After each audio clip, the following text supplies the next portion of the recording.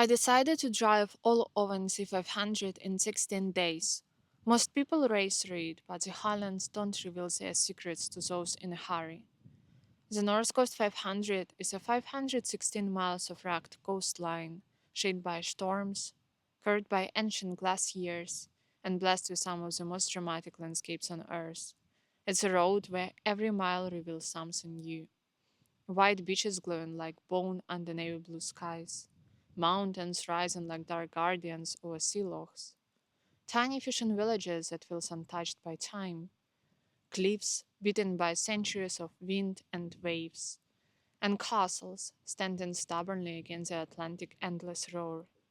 And above everything, the sky, an enormous, ever-changing set of clouds, light, and weather, a sky that never repeats itself.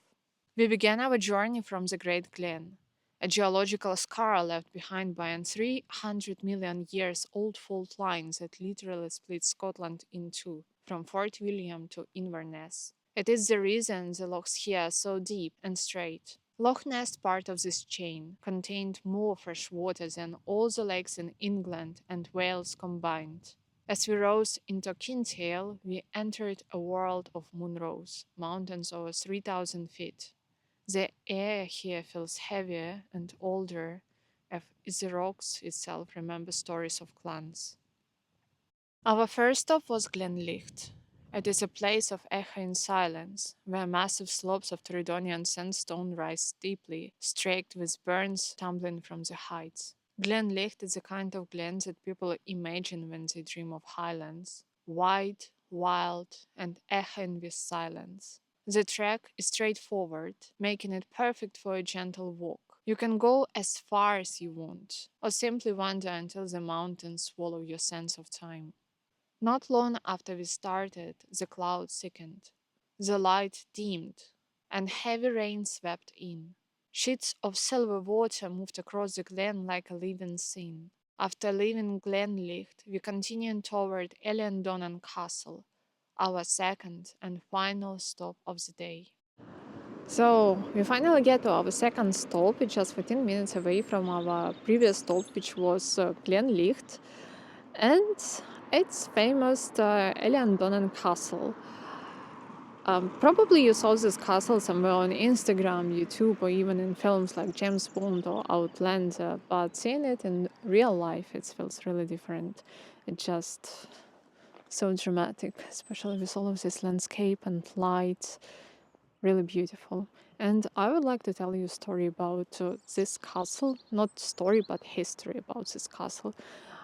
You believe it or not, but it was built in 13th century to defend from Vikings, and in 1719 it got destroyed during rise of Jacobites. And 200 years later, in 1919, it got rebuilt again. And right now it's a, I guess, museum or something like that, so anyone can get inside. You just need to buy tickets. You have to park here, buy tickets, get inside, but sometimes, like today, you cannot get inside because of wedding. And so it is. It is what it is. It is this castle. Standing at the meeting point of three great sea lochs, Loch Duich, Loch Lon, and Loch Alsh, is Eilean Donan. It is perhaps the most recognized castle in the world, but no photograph captures the salt in the air or the way it seems to float when the tide is high. First fortified in 13th century to protect against Viking riders, it was a stronghold of Clan Mackenzie. Today, it stands as a stoic survival of the Sea Kingdom. After exploring its grounds in the soft evening light, we continue north. 3 hours of winding road later, we reached Gairloch, our home for the next 4 days. I walked to the familiar blue-grey glow. Before breakfast, I walked alone to Big Sand Beach. The wind was already rising, a stormy, restless breeze that smelled like salt and cold rain. I launched the drone into the shifting air, watching it lift toward the sky as the Torridon Mountains appeared in the distance like a dark, ancient fortress wrapped in fog. Sheets of rain drifted slowly across their ridges, moving like curtains pulled across a stage. After breakfast, the three of us headed to Red Point Beach, The road offered soft coastal views before the dunes rose like natural fortress of grass and sand. I have always loved Scottish beaches edged with grassy dunes. They feel like natural fortress, soft but wild, shaped by centuries of storms. The sand at Red Point Beach glows like this incredible pinky orange, almost red color, stained by iron-rich rock and sediments washed through time. Even in the grim, dramatic weather, the color shimmered. Through the Har, the thick sea mist, the Isle of Skye revealed itself between rain curtains. It was a reminder the weather is harsh, but look how beautiful that harshness can be. It's second day now, morning, and I'm staying on Red Point Beach, not too far away from Gairloch, maybe 40 minutes by drive. And as you can see, it's quite cold and windy now, and I hope this thing is working from wind, but honestly I don't think so. Extremely beautiful place with huge dunes, and when I was researching this beach, it says it is Red Point Beach, so I was thinking, okay, it cannot be red, but honestly it's really pink in color. I did not expect it to be so pink. So really nice place, really beautiful place. And when fly drone, you can see Torridon mountains covered with fog and rain. Really nice. So yeah, it's our first stop. Yesterday was our first day, today is second day. Yesterday did not see much scenes, only had 2 stops because we were traveling from Gleann Peninsula to North Coast, and it takes pretty long time. So we only stopped in that Morwich and in Eilean Donan Castle, and after that we just keep driving all the way to Gairloch, like real long time, maybe 3 hours or something like that, in the darkness, and single lanes roads in Scotland is quite crazy, especially at night. So yeah, it is what it is, and let's go to the next stop. From the Red Point Beach, we continued our journey to the Beinn National Nature Reserve through the A832 road. This road cuts through Lewisian gneiss, some of the oldest rock in the world, nearly 3 billion years old. You aren't just driving through Scotland, you are driving through the deep history of our planet. We climbed through the Coulin glass layer, the wood of the Grey Slope. These ancient Caledonian pines have stood here since the last ice age retreated, making this one of the few truly natural landscapes left in the UK. The preservation of this forest was the reason Beinn became Britain's first national nature reserve back in the 1951. As we climbed the engineered rock steps towards the summit plateau, the world opened up. Loch stretched out like a silver mirror below us. The rock changed to white quartzite. The wind became a violent roar, gusts hitting 40 miles per hour. Rain arrived like a wall, forcing us to turn back.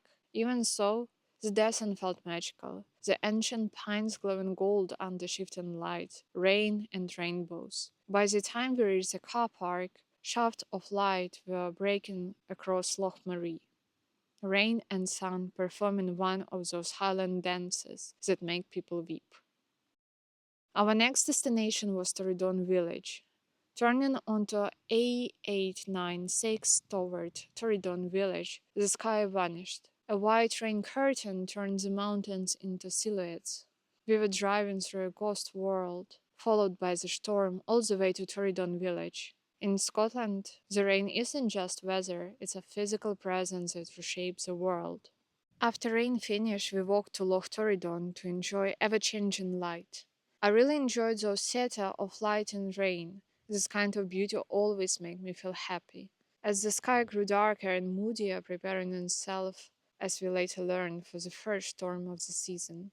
On the way back from Torridon, the A896 road changed its mask. The white ghost transformed into clear, sharp landscape, but with an edge of tension, a hint of the coming storm.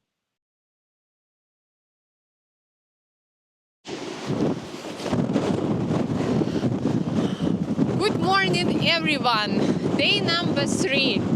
It's a little bit stormy today, Like wind gusts at 50 miles per hour, and whole night was like that, but together with rain. And seems that today's our plans get destroyed by weather. So probably we will stay just somewhere next to cottage, which we are renting, and done. So we will see. Really depends on weather. You should see my mom's face now. She is holding camera because tripod just flying away because of wind. Okay, so we'll see if we have any next stop. By noon, we braved the wind to the Gairloch Beach, only 5 minutes from the cottage. The waves were tall, rolling, and fierce. While I tried to keep my tripod from flying into the North Atlantic, I noticed my mom had accidentally trapped herself on the rocks as the tide pushed in, a classic mom adventure. Gairloch Beach itself is shaped with elegance, gentle dunes, dark hills rising softly behind. It reminded me of Gruinard Beach on the Coulin Sea. Both beaches curved like a crescent beneath low hills, both holding that quiet, isolated beauty. Tiny cliffs dotted the shoreline, adding character, shadows, and texture. After Gairloch, we retreated to Victoria Falls, named after the Queen's visit in 1877. And then we hit the road. A832 looked unreal. It was not the same. Low clouds hung heavily with a piercing hint of blue. Then Loch rose to meet us. Its 750-million-year-old sandstone cliff were half shrouded in moody clouds. It looked like a monument to endurance. Turning back onto the A896 road, I realized that no landscape in Scotland ever repeated smooth. Today was the complete opposite of yesterday, clear glens, yet the mountains were still half drowned in low clouds. It is a beauty that is impossible to capture twice. I found myself staring out the window, trying to burn this exact moment into my memory forever. We made an unforgettable stop on the Loch Torridon Viewpoint. It offers one of the most breathtaking panoramas in all of the Highlands. Mountains rise straight from the water. The Loch mirror light like polished steel. The wind nearly threw me over. I'm not exaggerating, but a tiny fan saved me from rolling straight into the Loch. That place curved itself into me, a place where even time paused. We drove the Applecross Coastal Road, and the world became a kaleidoscope. The weather changed every minute. Sunny, then cloudy, then grey rain, followed by brilliant blue skies. The road kept gifting us rainbows over the Atlantic. The Applecross Coastal Road was completed and officially opened in 1975. Before 1975, Applecross was often described as a virtual island. Construction was incredibly difficult due to the hard Louisiana gneiss and the Torridonian sandstone. If the Bealach was blocked by snow, the only way to reach the village was by boat. The road covered approximately 25 miles of winding single-track tarmac between the village of Applecross and Shieldaig.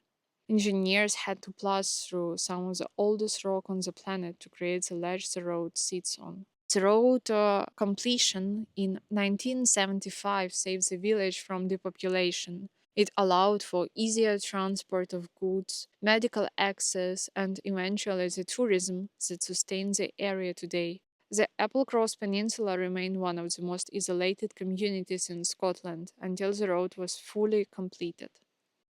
We stopped at the sand beach, where rain curtains moved like theatre drapes over the Coulin peaks. Light danced across the water, dramatic, moody, and alive. The beach was fairly busy, maybe 20 people, enough to remind me why I prefer remote places but still beautiful. Then came the legendary Bealach, from Gaelic meaning the Pass of the Cattle, built in 1822, engineered like the Alpine Road with brutal hairpins bend and near 20 degrees gradients, rising from the sea level to 630 meters in just 6 kilometers. The third highest road in Scotland, one of the steepest in UK, once used as a drover's road, guiding cattle from Applecross all the way to markets in Falkirk, Muir of Ord, sometimes even London. Until the coastal road was built in 1975, This was only road linked to Applecross. In winter, the village could be cut off for weeks by snow, with the pass becoming impassable.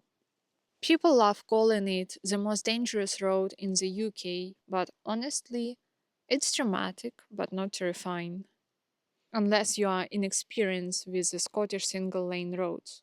For those who respect the single track etiquette, stopping on the left and letting the fast car pass, it is simply a masterpiece of engineering. What was terrifying was the extreme fog that swallowed us closer to the summit. Or perhaps it was a cloud. We didn't even see the car park. We hardly saw the road. Opposite cars appeared like ghosts.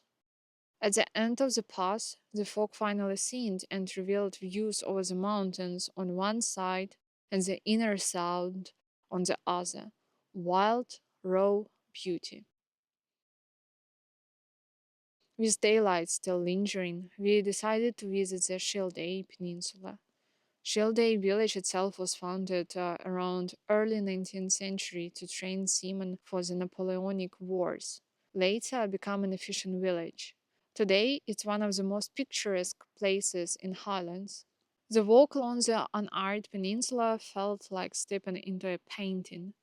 Dramatic rocky hills, dark blue water, mountains layered like folds of cloth, light slipping through cloud gaps, silver, gold, and bruised purple. We walked as the light changes by the minute, sun breaking through the low clouds, a sudden rainbow arcing across the Loch, rain drifting like smoke. It was so beautiful it made me cry. And I'm not ashamed to say that I'm crying from beauty more than from sadness. People love calling Scottish weather miserable, but how can a place that creates rainbows, light scrapes, cloud formation, and atmospheric drama like this be miserable? And that day gave us rainbows, so many rainbows, arcing across the Loch Torridon like blessing. Shieldaig was a perfect ending to the day, a place I will return to again and again. Day number 4. I would like to say good morning, but actually it's 1 p.m. already, and it's my first stop of today, Loch Clair. Really beautiful place. I have mountains as a background and running river. Today is quite sunny and at the same time really windy. It's so windy that I wear one jacket and another one, and also woolen long sleeve. So yeah, quite cold, quite windy, but very sunny, extremely sunny. I think I will burn my skin today. Anyway, let's take a look at Loch Clair. We began day 4 in the shadow of the giants. If you have ever seen a postcard of the Torridonian mountains, chances are it was taken here, at Loch Clair. There is a stillness to the water that feels almost unnatural, a dark, pit-stained mirror that perfectly holds a reflection of the Grey One. This mountain of ancient Torridonian stone has stood for 750 million years. Its slopes curved into dramatic terraces by the colossal glaciers of the last ice age. This landscape is steeped in history. It was once part of the royal forest where Scottish monarchs hunted. In the 19th century, it transitioned into a Victorian sporting estate, cementing a tradition of deer stalking that continued to this day. Both Loch Clair and Loch Coulin remain part of the private Coulin estate, managed for conservation and stalking for over a century. Here, the Gile culture remains a living heartbeat. For generations, local men have acted as keepers of this land, passing down secret paths and the ancestral art of reading the weather through the mountain mist. As we walked the level track toward Loch Coulin, the air was thick with the scent of damp pine needles and bog myrtle. The mountains didn't just loom, they watched. They are the oldest residents of this land, witnessing the retreat of the glaciers 10,000 years ago, which left behind these hollowed-out glens and scattered boulders known as erratics, lonely stones abandoned by the melting ice. The light played a constant game with us. The wind caught the pine trees, making them dance against the sky, shifting the landscape from obsidian black to radiant gold. As we continued our journey, the modern world made a brief, charming appearance where we crossed paths with a group of local farmers navigating the narrow track on their tractors. Everyone talks about Bealach, but for me, the true test of nerves is the road to Lower Diabaig. Turning off the main road, we began our ascent of Bealach na Gaoithe, the Pass of the Wind. The name is no exaggeration. The gusts here can be powerful enough to physically shake a stationary car. If the Bealach na is a grand stage, this road is a jagged, backstage staircase, a single track roller coaster that defies the logic of modern engineering. While the famous pass feels engineered for the world to see, this route feels raw, hidden, and forgotten. It doesn't go around the hills. It climbs directly over them with blind summits and hairpins that make your heart skip. Driving through a mosaic of ancient gneiss and heather, the landscape transformed with every shift of the light. The descent into Diabaig is a thin grey ribbon draped over the stone, plunging toward the shimmering sea below. At the bottom of the pass lies Lower Diabaig, a tiny fishing outpost that feels as though it exists at the very edge of the map. There is no through road here. You arrive, and the world simply stops. Tucked into natural harbor of pink sandstone, the village is a handful of brave stone cottages and a small pier.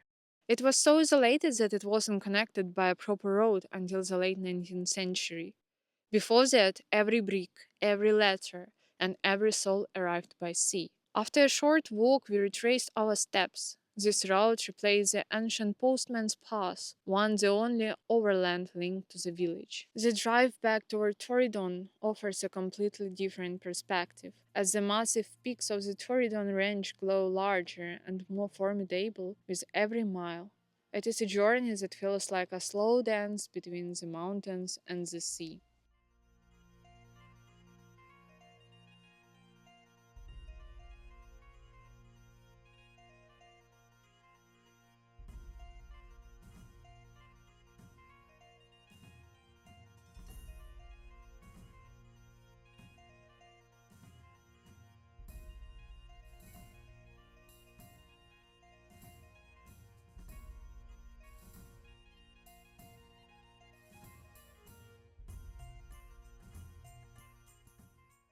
We stopped midway at the Loch Diabaigas Airde viewpoint, looking back at the impossible path we had just traveled. It is one of the most cinematic panoramas in the Northwest Highlands, a view down into a void of blue and grey where the Loch meets the Atlantic. It is a classic sea loch fjord, curved by the same glacial forces that shaped the Norwegian coast. We climbed a small hill, feeling for a moment as we owned this place vast, wild, and extremely beautiful.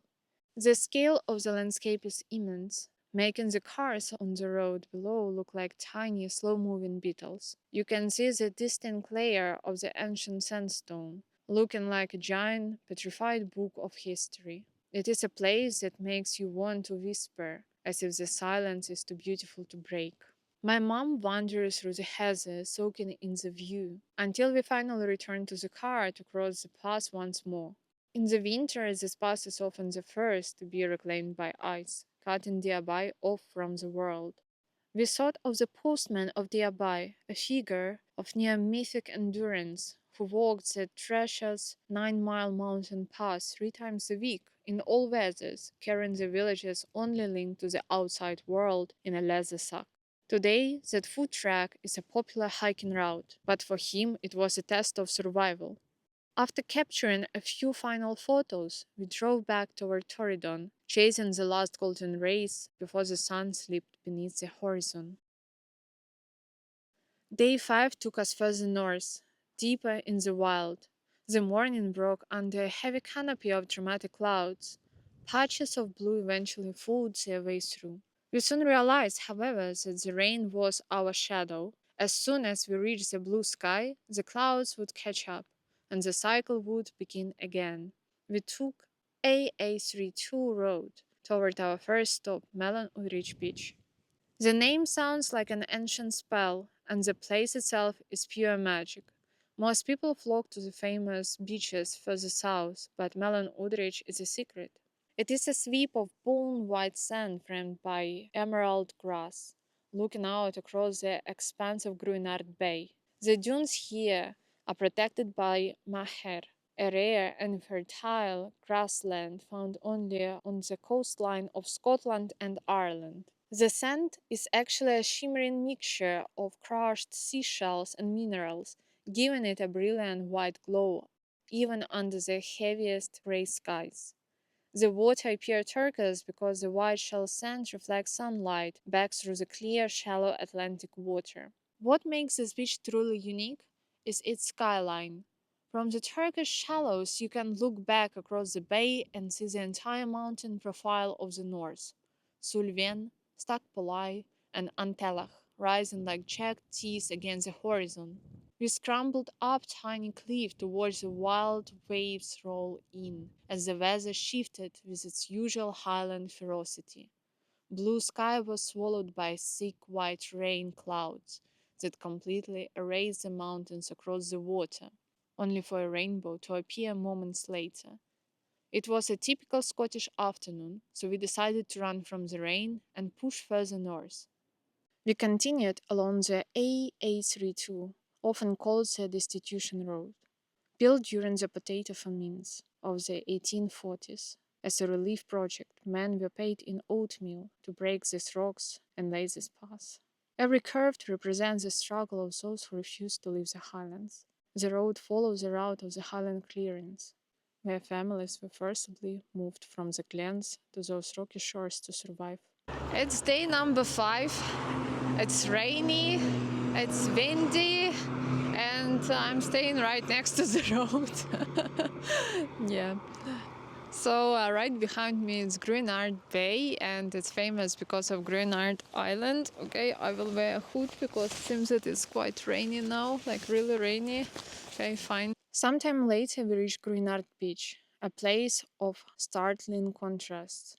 Under the right light, the sand looks like poured gold, and the water is so clear it feels Mediterranean. But as you stand on these peaceful shores, your eyes are inevitably drawn to the dark, hulking mass of Gruinard Island, just over a kilometer away, famously known as Anthrax Island. It was the site of secret biological weapon testing in 1942. Scientists realized that anthrax was so resilient it could contaminate the soil for decades, rendering the island as a forbidden zone for nearly 50 years. It took 280 tons of formaldehyde and 2,000 tons of seawater to decontaminate it in 1986, before it was finally declared safe in 1990. Long before the Dark Chapter, however, the island was a place of peace, where crofters would skillfully row their sheep across the sand in small boats for summer grazing. We paused by the Dundonnell River, which was swollen and angry with recent storm rains. This river was once a vital sanctuary for the illegal distillation. Its deep, wooded gorges provided the perfect cover for moonshine, stills where the ushkebeya, the water of life, was made far from the eyes of tacksmen. The water was the color of dark tea stained by the mountain peat, foaming white as it thundered toward little Loch Broom. There is a raw power in Highland rivers. They don't just flow, they roar. Leaving the AA32 behind, we joined the AA35, the great artery leading to Ullapool. This road is a masterpiece of scale, following a geological fault line where the Earth's crust once ground together. Here, the horizon begins to stretch. After the white knuckle hairpins of the mountains, the A835 offers long cinematic views. It is famous for its dramatic shifts, moving from lush forests near Brammore to barren tundra in a matter of minutes. As we drove north from Ullapool, the trees vanished, and we realized we were entering the true great wildness of the north. Turning onto the A837, the scenery shifts again. The mountains here don't form ridges, They stand as Inselbergs, lone sentinels rising abruptly from a flat plain. The iconic silhouettes of Sulven, Sulmore, Canis dominate the skyline. The road wound through a chaotic landscape of 1,000 tiny lochs and grey gneiss boulders, passing the skeletal ruins of Ardre Castle on the shores of Loch Hyacinthe. We were driving through history, passing near caves where the bones of polar bears and Arctic foxes were found, remnant of the time when Scotland was locked in ice. Finally, we turned onto the P869, the Ascent roller coaster. This is single-track road. It's as thrilling as it's terrifying. It refuses to acknowledge flat ground. It doesn't go around hills. It surges over them with blind summits and hairpins that make your heart skip. With gradients reaching 25%, it is one of the steepest roads in the UK, yet its geological importance is so great that entire route sits within the UNESCO Global Geopark.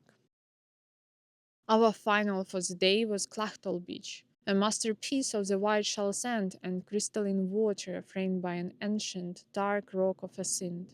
Its crown jewel is a split rock, a massive sea stag that looks as though it were cleaved by a giant's axe. The sand glowed with a brilliant white light, and the water transitioned from the pale aquamarine to a deep cold sapphire. Standing there, feeling the raw power of the North Atlantic surging against the Storr Peninsula, the modern world felt a lifetime away. As the sun began to dip, painting the sleep rock in shades of copper and violet, I realized this journey wasn't about the miles. It was about those moments where the weather and the land conspired to remind you that you are alive. This is the end of part 1.